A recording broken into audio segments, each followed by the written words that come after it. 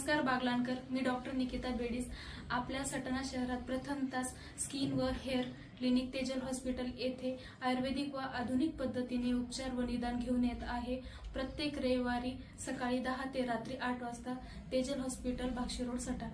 माझी पेशंट पूर्वा 1 महिन्यापूर्वी स्किन आणि हेअरवर ट्रीटमेंट घेण्यासाठी आलेली। Hello, I'm Purva Sandeep Bacha. Honestly, I was struggling from my hair and skin a lot from past few days. My skin had a lot of pimple and it was very dry. My hair were weak and they were falling continuously.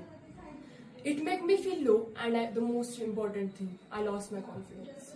Then I started taking treatment from Dr. Nikita Bedis ma'am, who visits Stage Hospital every Sunday. At the very first consultation, she understood my problem and she gave me the right treatment. Now it's been 1 month since I have been taking treatment from her and the results are unbelievable. My skin has shifted from dry to normal. There are no pimples anymore. My hair have become strong and I have lost the problem of hair fall.